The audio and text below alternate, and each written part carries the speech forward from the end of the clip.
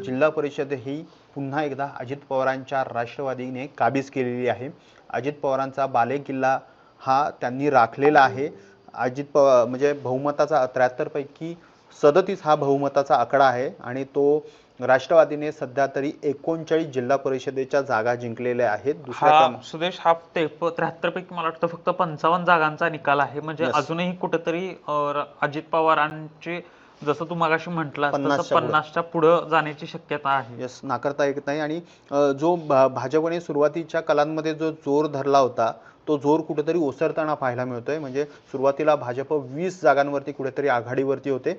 आता सध्या भाजपने 8 जागांवरती विजय मिळवलेला आहे, तर शिवसेनेने 4 जागांवरती, शरद पवारांच्या गटाने जो शिरूर भागातनं एक विजय मिळवलेला आहे तो 1 विजय आणि ठाकरे गटाचे 3 आणि काँग्रेसचं या ठिकाणी भोपळाही फोडता आलेला नाहीये या ठिकाणी।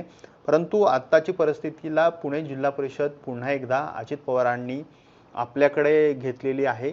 ज्या पुणे जिल्ह्यातल्या प्रचारासाठीच अजित पवार हे विमानाने मुंबईवरून पुण्याच्या बारामतीच्या दिशेने निघाले होते आणि त्या अपघातात त्यांचं निधन झालं।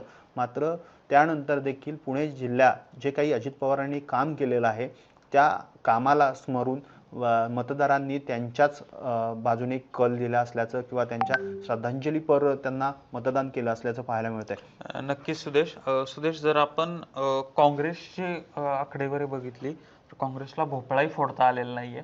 एवढी दयनीय अवस्था कशामुळे काँग्रेसची? म्हणजे केवळ 2 माजी आमदार सोडून गेले त्यामुळे की नेमकं काय? नाही, काँग्रेसची गेल्या काही वर्षापासून पिछाड होते। म्हणजे मागच्या विधानसभा निवडणुकीमध्ये जरी पाहिलं तर फक्त काँग्रेसचे म्हणजे 2014च्या निवडणुकांमध्ये जाऊ पण 2014च्या निवडणुकांमध्ये अख्ख्या पुणे जिल्ह्यातून काँग्रेसचा फक्त एक आमदार निवडून आला होता, ते म्हणजे संग्राम थोपटे। एकच आमदार होता त्यावेळेस, संग्राम थोपटे। त्यानंतर 2017च्या निवडणुका ज्या झाल्या त्या निवडणुकांमध्ये 2019च्या ज्या निवडणुका झाल्या त्या 2019च्या निवडणुकांमध्ये पुणे जिल्ह्यामध्ये काँग्रेसचे 2 आमदार निवडून आले होते, ते म्हणजे संजय जगताप आणि दुसरे थोपटे।